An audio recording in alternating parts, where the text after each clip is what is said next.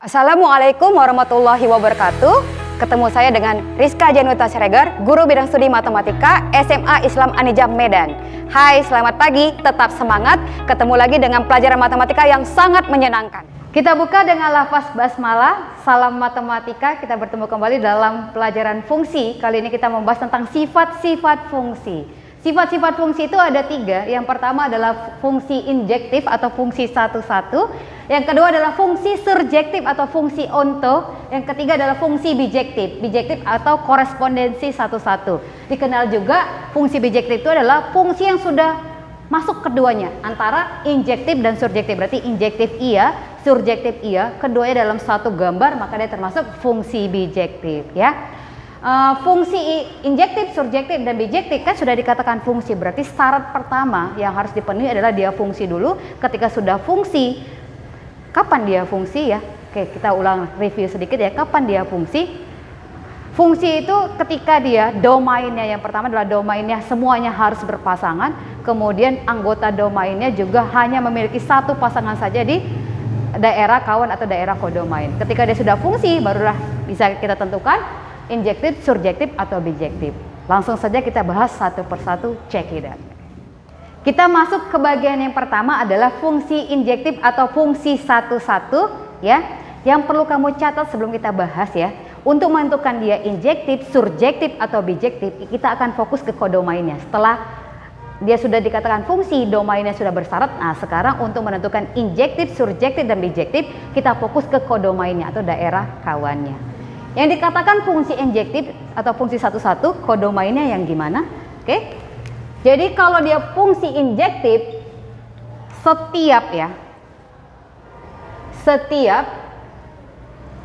anggota kodomain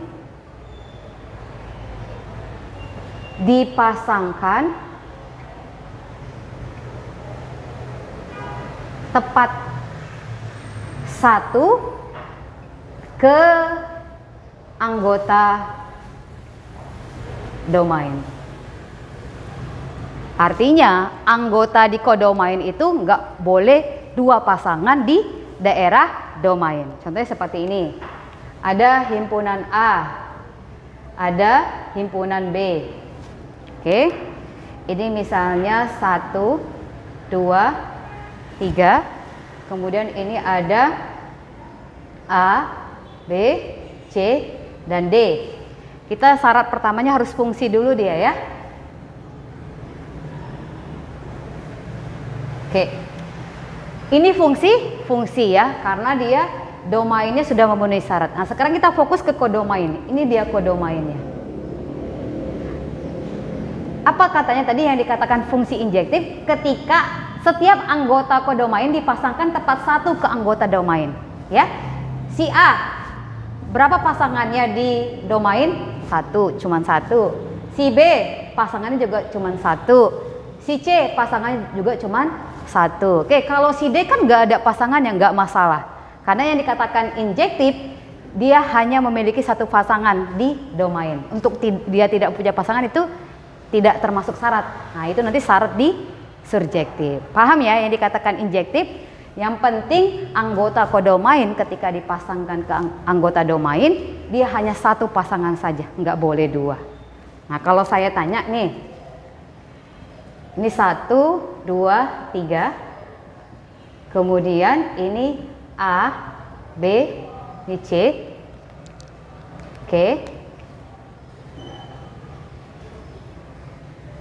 Ini fungsi. Apakah dia fungsi injektif? Tidak ya, kenapa?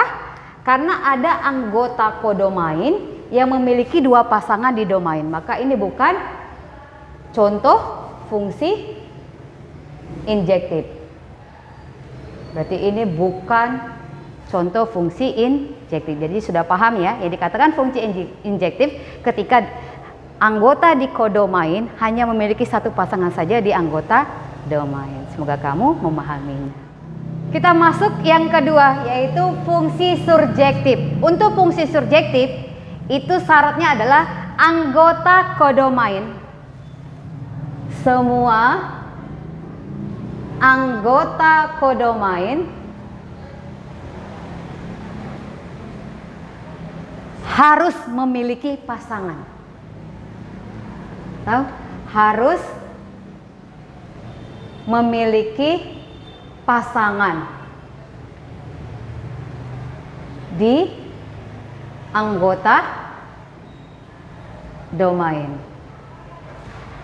Oke, berarti dia harus memiliki pasangan. Nggak harus satu, yang penting dia punya pasangan. Contohnya seperti ini, ada himpunan A, kemudian ada himpunan B, ya.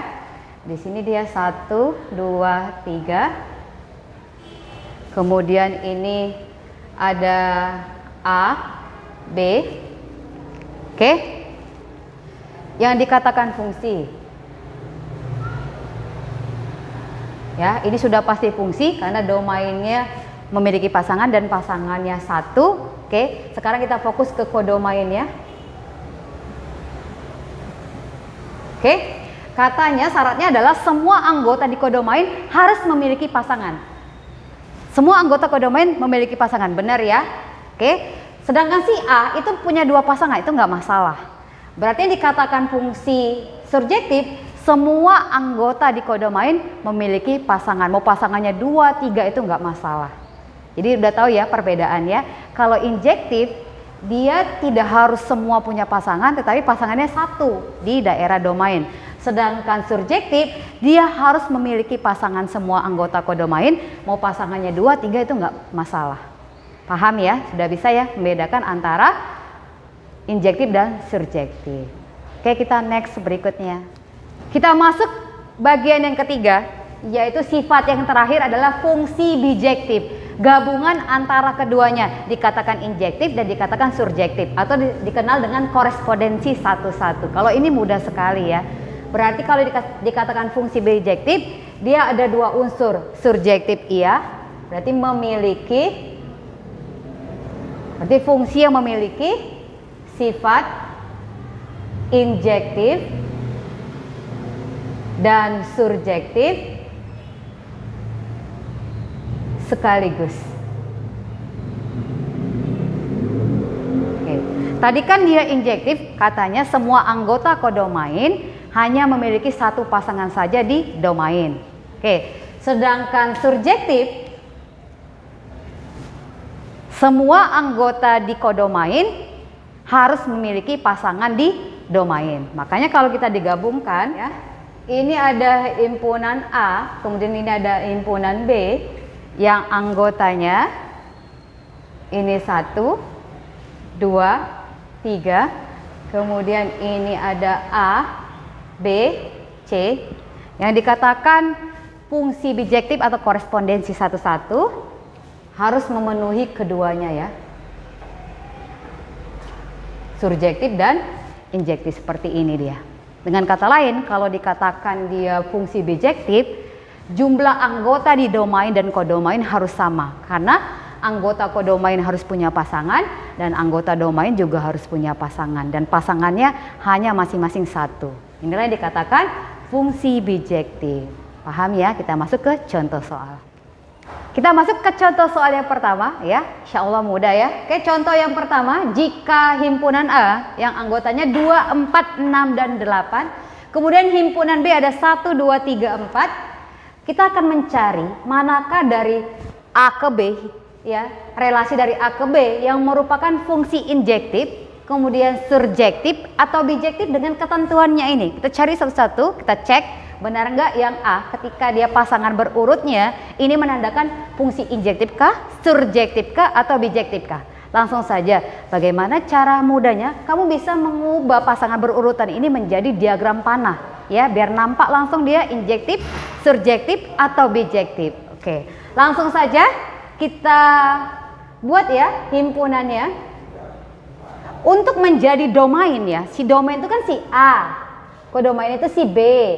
Anggota domain itu sudah ditentukan bahwa dia 2, 4, 6, 8. 2, 4, 6, 8. Oke, kemudian anggota kodomainnya juga sudah ditentukan. Siapa dia? 1, 2, 3, 4. Jadi sudah ditentukan. Tinggal kita masukkan relasi A. Benar nggak dia merupakan salah satu sifat fungsi yang ingin kita cek. Yang pertama 2 pasangannya 2, berarti 2 ke 2. Kemudian 4 ke 1, 4 ke 1. Kemudian 6 ke 4, 6 ke 4. Kemudian 8 ke 3, 8 ke 3. Termasuk fungsi apa dia? Injektif, surjektif, atau bijektif? Yang pertama kita cek apakah dia termasuk injektif. Apa tadi syarat injektif? Injektif itu ketika semua anggota ketika semua anggota kodomainnya hanya memiliki satu pasangan saja di domain. Oke, 1 punya pasangannya 1 enggak? 1 ya, cuma si 4. Kemudian 2 pasangannya 1 enggak? 1, cuma si 2. Kemudian 3 pasangannya 1 enggak? 1 karena cuma si 8 ya. 4 pasangannya 1 karena cuma si 6. Berarti dia termasuk injektif. Oke, injektif iya. Nah, termasuk nggak dia surjektif? Apa syarat surjektif? Ketika anggota kodomainnya semua punya pasangan. Ternyata semua anggota kodomainnya punya pasangan, maka dia termasuk surjektif. Ya, kalau sudah injektif, kalau sudah surjektif, berarti dia sudah otomatis sudah bijektif. Maka dia sudah memasuki semua sifat injektif, surjektif, dan bijektif. Itu untuk yang A. Bagaimana untuk yang B? Ya, yang B kita buat aja ya diagram barunya ya. Dengan anggota himpunnya tetap sama. Ini ada 2, kemudian ada 4, 6, ada 8. Kemudian di sini ada 1, 2, 3, 4. Oke, kita pasangkan sesuai dengan relasi pasangan berurutnya. Itu 2, 1. Berarti 2 ke 1. Ya. Kemudian 4 ke 1, 4 ke 1. Ya. Kemudian 6 ke 1, 6 ke 1. Ya. Kemudian 8 ke 1, 8 ke 1. Dia sudah otomatis fungsi kan? Nah, sekarang dia fungsinya sifatnya yang mana? Yang pertama, apakah dia injektif? Setiap anggota kodomain memiliki hanya satu pasangan saja. Ya. 1 pasangannya sudah 4 di kodomain. Gak boleh ya. Kalau yang ini tidak punya pasangan kan tidak apa-apa. Yang penting injektif itu hanya memiliki satu pasangan. Ternyata dia sudah 4. Maka ini bukan injektif. Paham ya? Kenapa dia tidak injektif? Ketika anggota di kodomain punya lebih dari satu pasangan. Dia ada 4 pasangannya. Berarti dia bukan injektif. Apakah surjektif? Surjektif. Apa yang dikatakan surjektif? Ketika semua anggota kodomain punya pasangan. 2, 3, 4 nggak punya pasangan. Berarti dia bukan surjektif. Karena nggak injektif, nggak subjektif, berarti otomatis tidak bijektif. Berarti dia hanya sekedar fungsi tetapi tidak memiliki sifat fungsi ini. Paham ya? Masuk ke contoh yang kedua. Untuk contoh yang kedua, jika diketahui fungsi sama dengan 4x, maka tentukanlah fungsi tersebut apakah injektif, surjektif, dan bijektif. Oke, ada fungsi ya 4x. Fx sama dengan 4x. Kita sudah tahu bahwa fx itu adalah si y. Berarti y sama dengan 4x. Bahasan fungsi berarti ada domain, ada kodomain. Oke? Kalau dia pasangan berurut ya, misalnya himpunan pasangan berurut 2, 3 gitu. Kemudian kita pindahkan ke diagram panah. Yang 2 ini kan dia anggota domain ya. Dan si 3 ini anggota kodomain. Berarti si X yang dalam pasangan berurut itu menandakan dia domain, kemudian yang menandakan si Y itu adalah kodomain. Sama, berarti untuk menentukan dia domainnya adalah posisi yang kanan. Karena di situ ada X-nya, jadi ini domain. Kemudian ini si Y, jadi kodomain. Oke, kita kalau biar mempermudah ya, kita buat saja tabelnya. Saya buat tabel.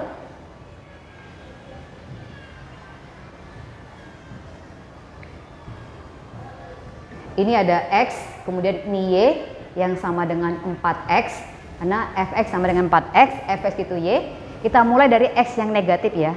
Karena X itu anggota bilangan real. Saya mulai dari -2, kemudian sini -1, kemudian sini 0, sini 1, bisa saya tambahkan dengan 2. Ya, ini kita tentukan saja bahwa si X itu nanti elemen bilangan real ya. Kemudian nanti dia 4X-nya berarti minus 8. Ya kan? Kemudian ini minus 4, kemudian di sini 0, kemudian di sini 4, di sini 8. Paham ya? Ketika X-nya minus 2 berarti 4 dikali minus 2 minus 8. Ketika X-nya minus 1 berarti 4 dikali minus 1 minus 4. Ketika X-nya 0 berarti 4 dikali 0, 0. Ketika X-nya 1, 4 kali 1, 4. Seperti yang kita sudah dipelajari di semester 1. Oke, langsung saja kita buat diagram panahnya untuk mempermudah.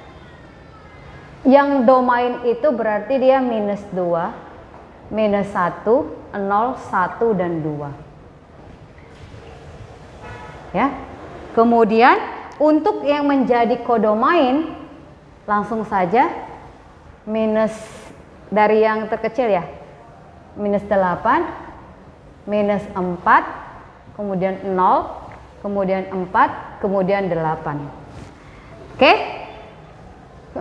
ini pasangannya minus 2 dengan minus 8, minus 1 dengan minus 4, 0 dengan 0 ya, kemudian 1 dengan 4, kemudian 2 dengan 8. Oke, apakah dia termasuk fungsi injektif? Injektif itu tadi syaratnya adalah semua anggota kodomain, ini kodomain, punya pasangan satu saja di daerah domain. Minus 8 pasangannya 1, minus 4 pasangan 1, 0 pasangannya 1, 4 juga pasangannya 1, 8 pasangannya 1. Berarti dia termasuk injektif. Injektifnya terpenuhi. Sekarang apakah dia surjektif? Surjektif berarti semua anggota di kodomain punya pasangan. Nah, punya pasangan semua. Berarti dia surjektif juga. Kalau sudah injektif, sudah surjektif, berarti otomatis dia bijektif. Selesai kan? Jadi langkahnya kamu harus menentukan ya X-nya, kemudian menentukan Y-nya, di mana nanti X-nya itu harus elemen bilangan real. Oke, kemudian kita pindahkan ke diagram panah, baru bisa kita tentukan dia injektif, surjektif, atau bijektif. Semoga kamu mengerti dan memahaminya. Sampai ketemu di video selanjutnya. Demikian pembelajaran kali ini. Sampai ketemu di video pembelajaran selanjutnya. Tetap semangat, jangan menyerah dengan matematika. Dan jangan lupa like, comment, and share. SMA Islam Anijam, unggul, cerdas, islami. Assalamualaikum warahmatullahi wabarakatuh.